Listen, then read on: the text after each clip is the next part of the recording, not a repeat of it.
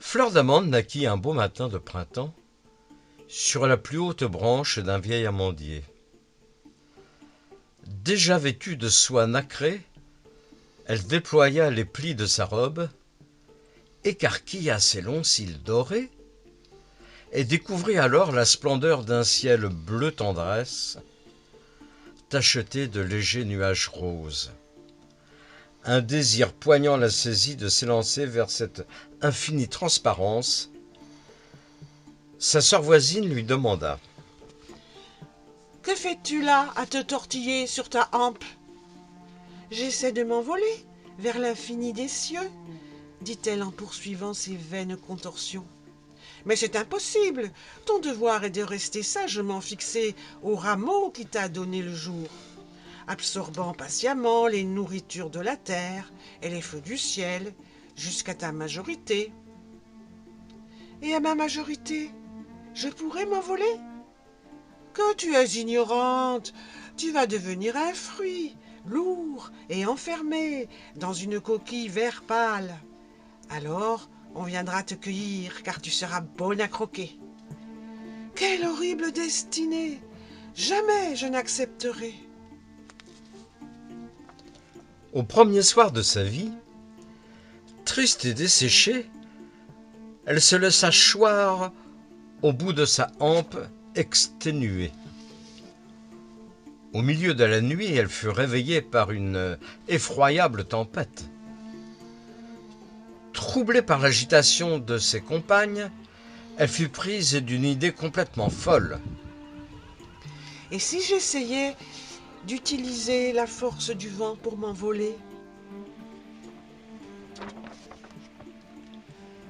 Aussitôt, une puissante rafale vint secouer sa branche. C'est ainsi que la petite fleur sèche fut arrachée à sa famille. Elle réalisait son rêve, mais au prix de combien de périls. C'est le pic vert qui m'a raconté la suite de cette histoire. Il était bien placé pour voir ce qui arrivait à Fleur d'Amande. Toujours accroché aux arbres pour y dénicher des gourmandises, il ne manque pas d'observer les faits divers qui surviennent sur ses domaines et il adore les colporter à tout venant. Un jour où je faisais la sieste à l'ombre d'un vieux chêne, j'entendis son tapage et j'écoutais son récit. « Tu ne sais pas ce qu'elle est devenue, hein ? » fit-il en se rengorgeant.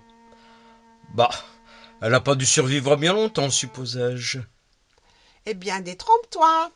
Elle est maintenant dans l'éternité. » »« C'est ce que je disais, elle est morte, » répondis-je agacé par ses airs de commère. « Mais pas du tout, pas du tout. Laisse-moi te raconter toute l'histoire. » »« Bon, bon, dis-je, espérant avoir la paix et reprendre ma sieste. Mais je ne réussis pas à me rendormir, tant le récit du pivert me captiva. Vous allez comprendre pourquoi. Emporté par la rafale, englouti par les remous des vagues aériennes, Fleur eut d'abord très peur.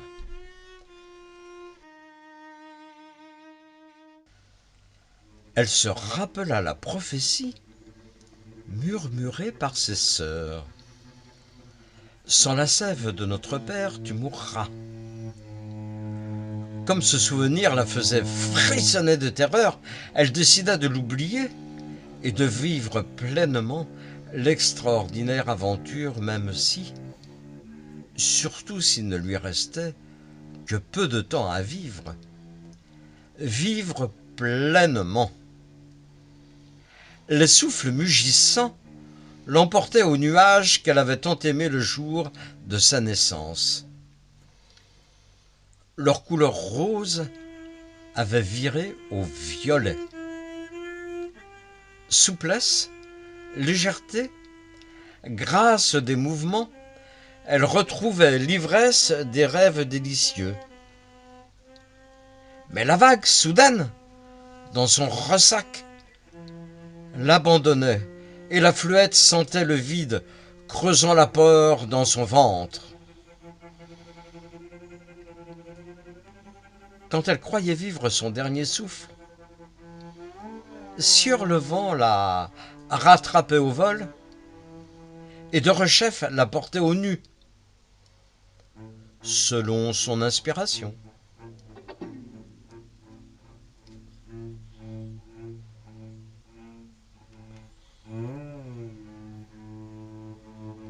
Un tourbillon violent soudain la projeta, évanouie, entre deux aiguilles d'une branche de sapin.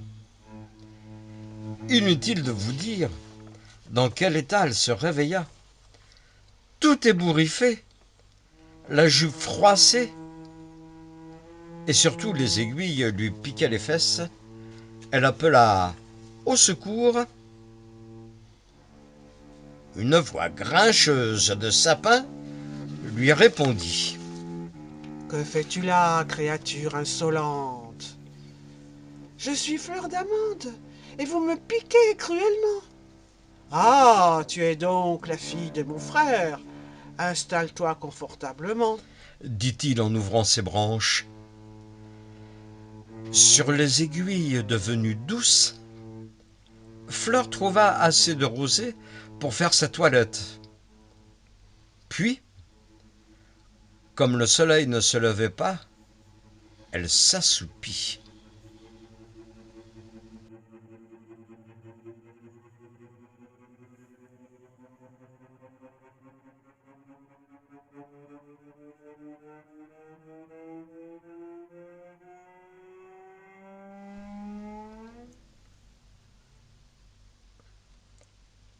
Un tintamarre du diable la réveilla en sursaut.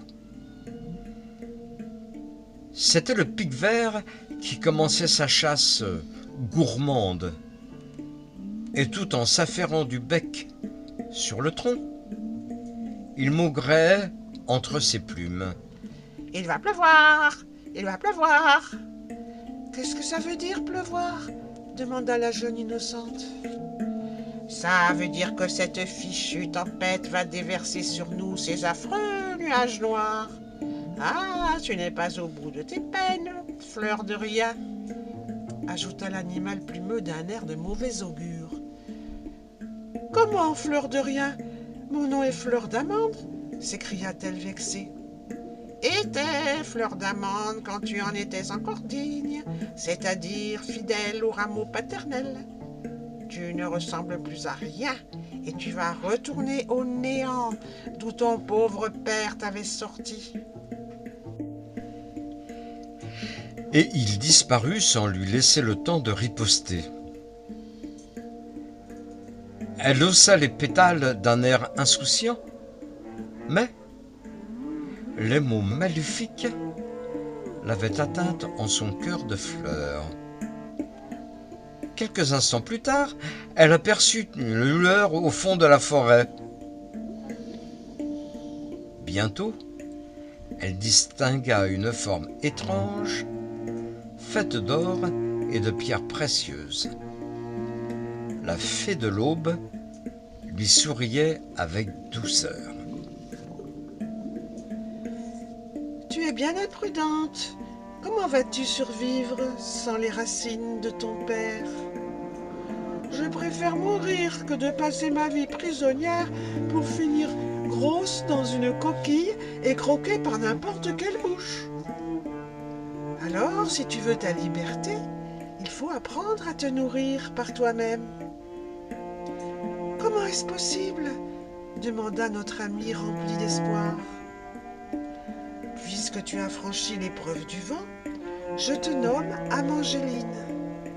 La prochaine épreuve sera faite de terre et d'eau, ajouta-t-elle en caressant les pétales de celle qu'elle baptisait ainsi.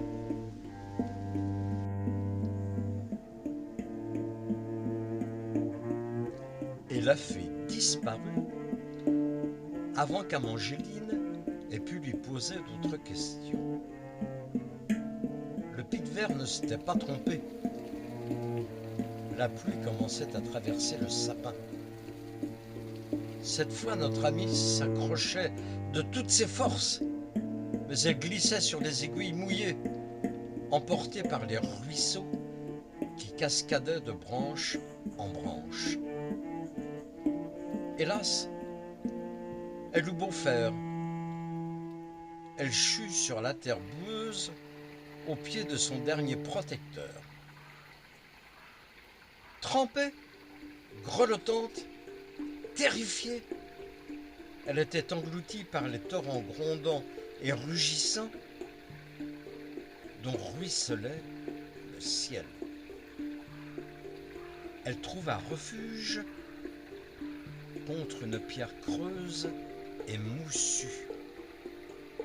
Elle se blottit là, exténuée, et une fois de plus, perdit conscience.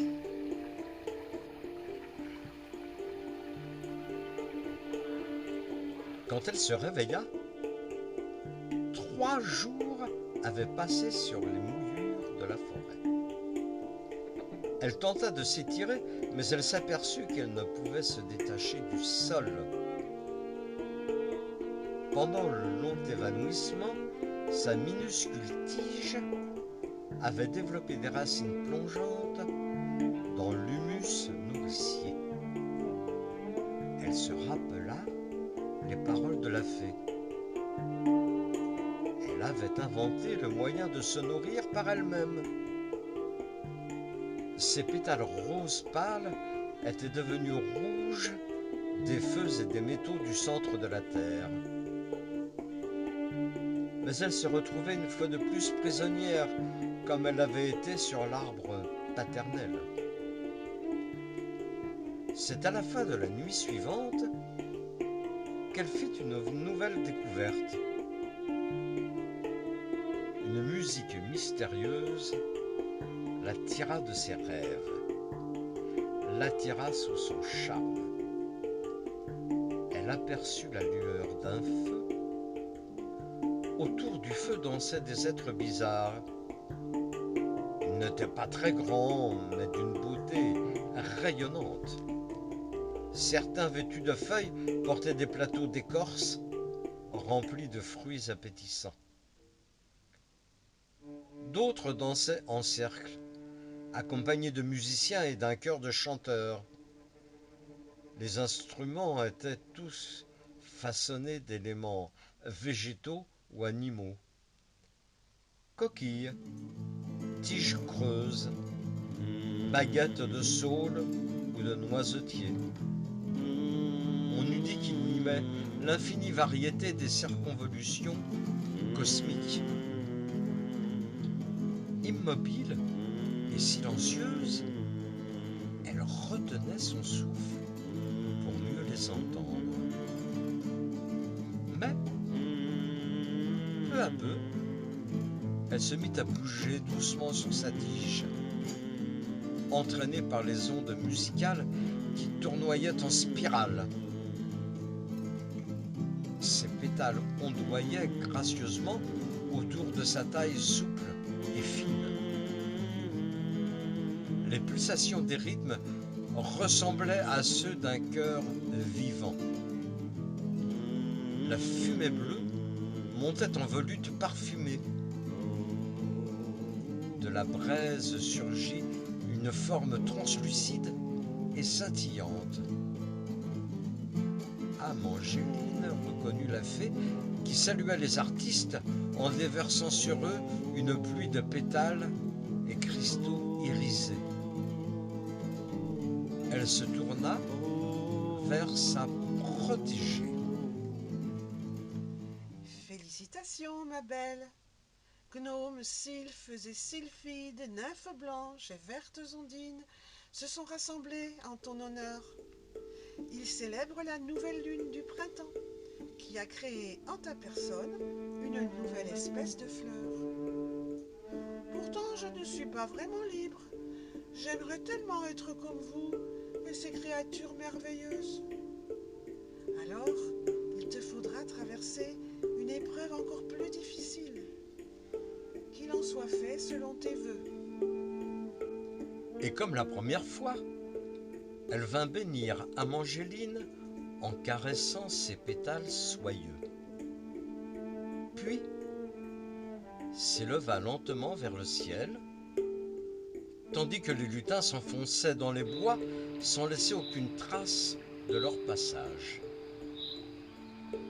Amangéline crut qu'elle venait de rêver, mais la suite des événements prouvera qu'elle avait bien vu la vérité cette nuit-là, et une vérité combien plus exaltante que celle du monde ordinaire.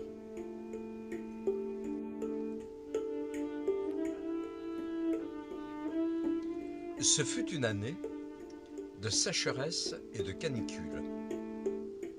Un beau soir de juillet, le malheur arriva. Le soleil déclinait à l'horizon, déversant sur la plaine une splendeur de couleurs chatoyantes. Le pic vert arriva tout essoufflé, plumes ébouriffées, imprégné d'une âcre odeur de fumée. « Au feu, au feu !» hurlait-il, en tambourinant les troncs de son bec affolé. « Que se passe-t-il » demanda le sapin inquiet. « Ces salotés de touristes, ils ont fait griller leurs saucisses dans la pinède, là-bas, de l'autre côté de la clairière. Les aiguilles sèches se sont enflammées, les jeunes pins à leur tour. Et maintenant, les plus anciens commencent à brûler. Au secours !» Le cœur d'Amangéline palpita de peur, mais aussi d'un sentiment étrange qu'elle ne connaissait pas. Cela ressemblait à la joie ou à l'espoir. Pourtant, elle comprenait la menace effrayante qui pesait sur tous ses amis. La résignation n'était pas le fort de notre héroïne. Toute sa volonté se tendait vers un salut possible. Déjà, elle sentait l'odeur du feu qui se propageait à une vitesse vertigineuse. Elle sentait aussi le bonheur des flammes à danser librement. Elle aperçut les lutins flamboyants qui se dandinaient en crépitant joyeux le long des buissons. Derrière eux, elle reconnut sa fée protectrice. Avait-elle entendu ses prières? « Le moment est venu pour toi de t'élancer vers le ciel, dit la fée. Mais mes amis vont mourir. Je ne peux m'en réjouir. Ah, si tu sombres dans la peur et le désespoir, tu mourras toi aussi, ma fille. Mais si tu t'élèves dans la joie et la confiance universelle, tu entreras dans l'éternité et tu pourras les sauver. » L'image féerique s'évanouit dans un nuage de fumée noire. Amangéline sentit la panique l'envahir. Mais le crépitement des joyeux lutins remplit son cœur d'un bonheur indicible. Alors, ses pétales, sa tige, ses racines s'abandonnèrent au rythme pétillant, aux volutes envoûtantes des fumées bleues, et sa forme de fleur se désintégra dans le flux des énergies incandescentes. Invisible, à nos yeux de chair, elle planait doucement dans le ciel étoilé. Son rêve, devenu réalité, l'emportait dans les remous délicieux des souffles aériens, dans les béatitudes des mélodies cosmiques, dans les rythmes savants des constellation. Mais au sein de ce bonheur parfait, elle ne pouvait oublier ses sœurs amandes qui seraient bientôt bonnes à croquer. Cette pensée lui fendait le cœur. Une incessante prière montait du fond de son âme. Bonne fée, donne-moi le pouvoir de leur épargner cette fin tragique. La fée ne tarda pas à répondre. Va rejoindre ta famille et arrose les racines de ton père avec cet élixir. Tes sœurs prendront une saveur amère et personne n'aura plus jamais envie de les croquer. Angéline répandit l'amer breuvage au pied de son arbre de père. Elle lui dit « Pour me faire pardonner de vous avoir abandonné, je vous apporte cet élixir qui sauvera mes sœurs des croque-amandes. » Père Amandier fut un peu réticent.